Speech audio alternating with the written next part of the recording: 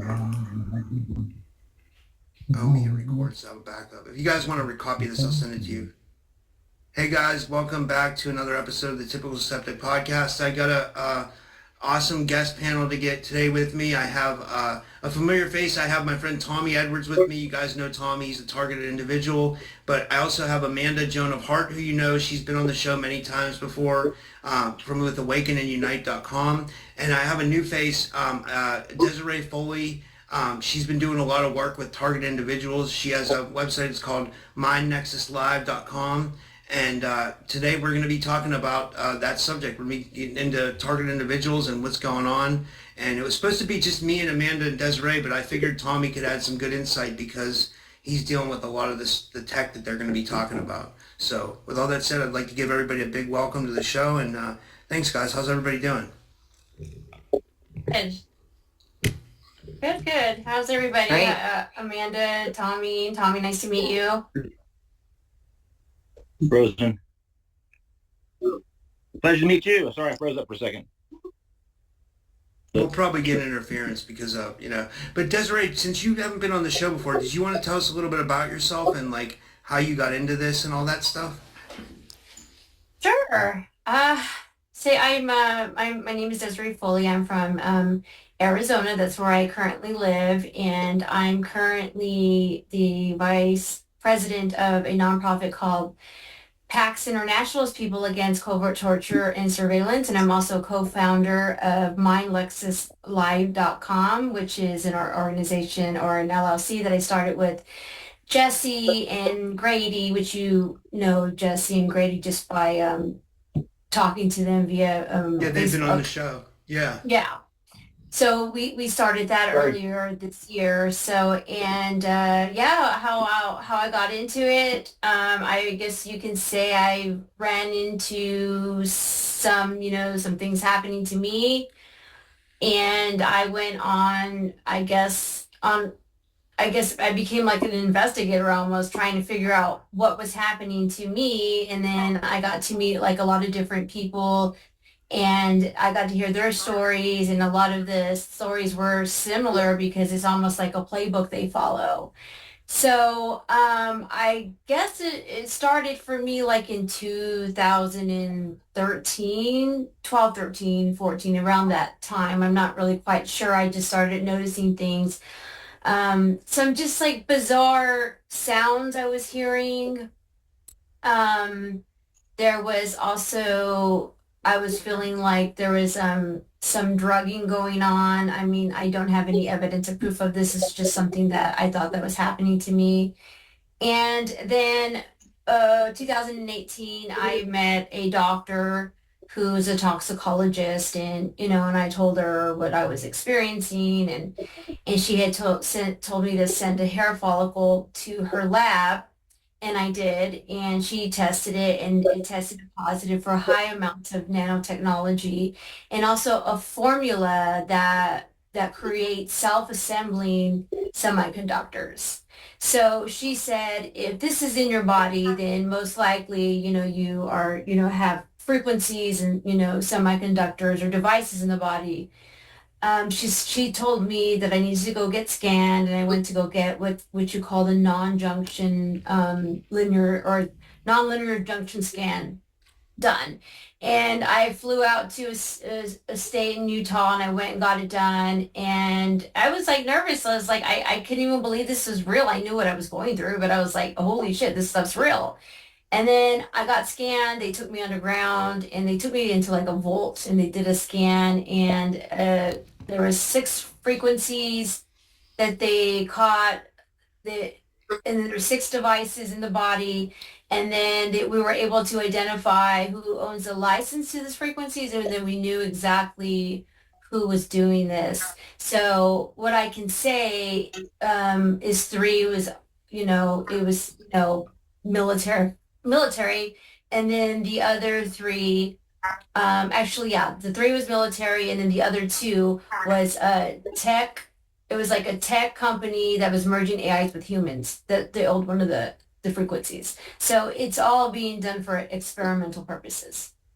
But that's how I got involved in it. And then I just started trying to help other people to get, I mean, we can't get this to stop for you, but we can get you the answers that you need and the evidence to show that you are not crazy. This is happening to you. And that's what we're trying to do is we're trying to help people. And then, yeah, so and know that Jesse's been, doing a lot of like scanning and, for, which is, he does a different kind of a scan, but that's what our organization's doing now. And that's the LLC that I'm working with Jesse and Grady. But That's awesome. But when you say you traced it to these like these companies, do you think that's like James Ring seems to think that it might be like a lot of the military abductions and the targeting that might be happening from like off-world factions, like linked to like the secret space program? I know we can't prove that, but like, have you heard about that, and what do you think? Like, I'm not. I have no evidence of that. I think it's all being done here. I have no evidence of any of that. I do believe, what data that we found, it's all humans doing it. I haven't found anything with any kind of individual that where it's a frequency that we cannot locate. Okay, that's interesting.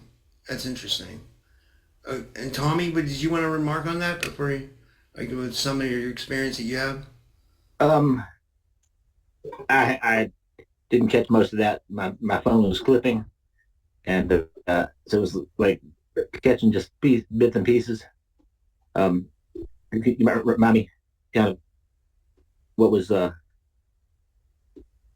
shared just now.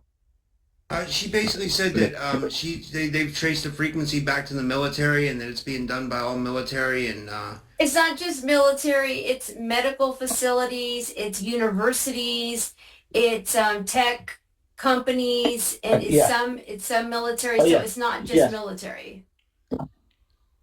Yeah, it's definitely corporations, telecommunications, medical. Mm-hmm. Of course, sorry, I not getting a good enough signal where I was. I was not ready for this. I was outside working on some stuff, and it's. I've been able to get evidence of different telecommunication companies trading data, and they traffic our data, our neurological data, and the gang stalking and the like public theater and stuff like that. That's a way to cause neurological reactions, like to trigger fight or flight, and then they map the brain response to that, so they can induce that in somebody without the actual stimulus. Right. You know, So that's one I example. think they call that heterodyning. Is that what they call that? Where they? I don't know. Okay. So yeah, what he's saying is that they do traumatize you because what they're trying to do is they're trying to depattern the brain so it can be reprogrammed. So that's like the beginning stage of it is what he mentioned. Yeah. But I mean, didn't you go through this too, Robert? Like, am I? No. No? Okay. I'm trying to figure it out. Honestly, I'm trying to figure out what's going on. Honestly, to be honest with you, I don't know. I've had a lot of weird stuff happen, and I'm not sure if I really want to share yet. But I mean, it's interesting for sure. I don't know. Yeah. What do you think, Amanda? That's scary. They're triggering your fight or flight like a narcissist to map your brain. I'm just like, I had to write this down. I'm kind of blown away at this point. And medical facilities, is there any names that we can talk about, or probably shouldn't? I don't have anything offhand. I know a lot of targets that show me their evidence, show me some of the entities that are that own the frequencies to what their body's emitting. And it's medical facilities for, like, I know there is one person that I know that has HIV, and he's being targeted, and he believes that he's being experimented on because he has HIV. And his frequencies are owned from a medical facility that he believes is experimenting on him. So He's told me what it was, but I couldn't remember. There's like so many different ones that and also too, a lot of universities too. It's the craziest thing. So it's not just the government.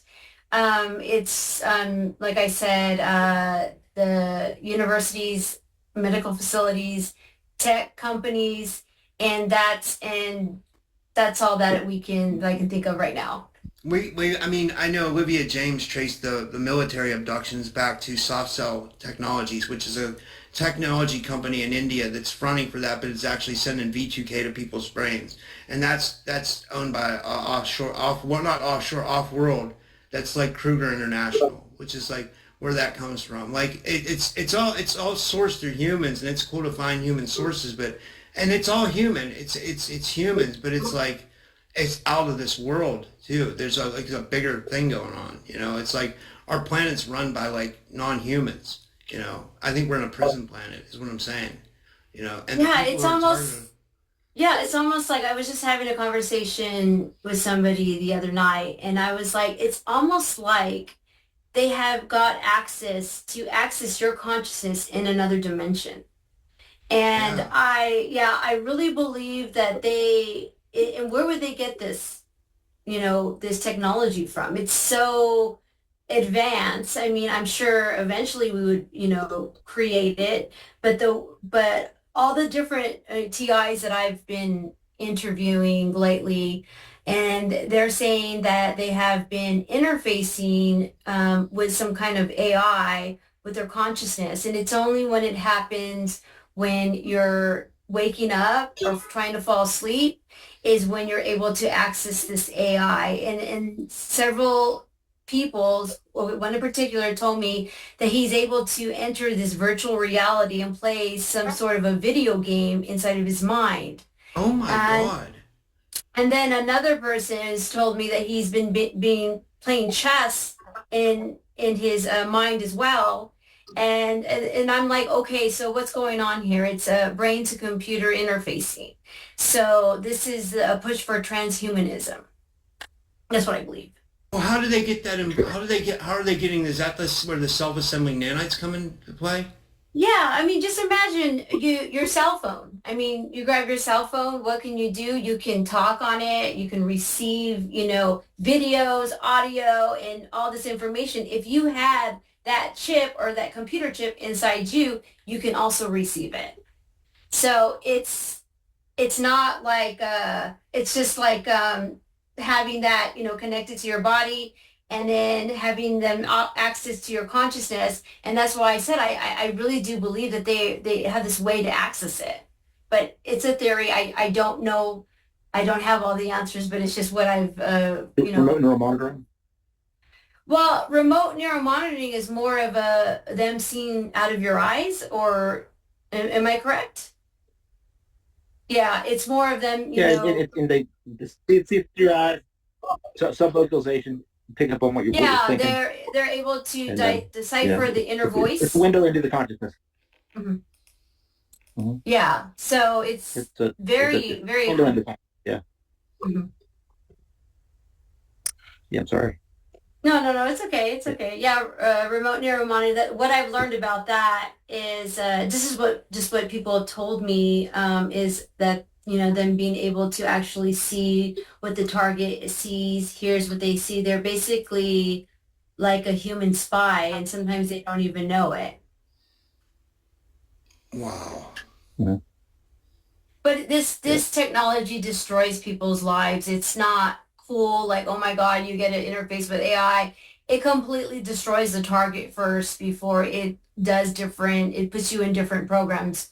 When I guess after you get to the first stage of it is when they torment you, torture you, you make you believe that you're going crazy. And then there's other phases after that part is done. And then the TIs that I'm working with now are the ones that are telling me that they're interfacing with AI. It's a whole different program now. That's insane. That's insane. That's Is it insane. through the wideband? Say that again, Tommy? Is it through the wireless body area network? Is that how they're tapping into Oh the yeah, information? the semiconductor is a whole body network, and they all work together. Yes. And anybody that is experiencing this and we get them tested and scanned, there are something coming from the body, some kind of frequency coming from the body. So it's not these people just thinking they're crazy. There's actual signals coming out. And it's actually it's really sad. And then, the other day I saw a video of my business partner Jesse scanning a woman, and as he was scanning her, the thing was beeping, letting her know that there was something coming from her body, and she started crying. And I was watching the video and I got really emotional about it too, because I know how that feels. It's just it's like this is the reality that we're living in, and a lot of people that I've come in contact with are being experimented, and it seems like nobody believes them. And then when they try to talk to people and tell them that they are being experimented on, they get told they're crazy, try to put them on medication, they're schizophrenic, and they get re-victimized all over again. So, yeah. Use psychiatry. You're doing God's work, Desiree, honestly. That's amazing what you're doing. Like, honestly, because this stuff needs to be uncovered, Like, I mean, like, there's so much going on in the different communities and stuff like that. But, like, I feel like the targeted individual community gets the most backlash out of anybody, because the reason why I say that is because anytime someone says they're targeted, it's just like you said, they automatically think they're crazy, and they don't get any attention for anything they're experiencing. So for someone like you guys to be reaching out to people and actually testing them and like trying to help people, that's huge, because like, I mean, I don't know. What do you think, Tommy? Yeah, I think it's important that we start to share information and have a clearinghouse of fact sheets, to understand the what, the why, where, when, how, and to demystify it for the most part, and to explain the technology for what it is, and to try to find ways to combat it, through signal jamming and different shielding, different things that so people can take action to protect themselves. It's insidious what's going on, just hard to fathom.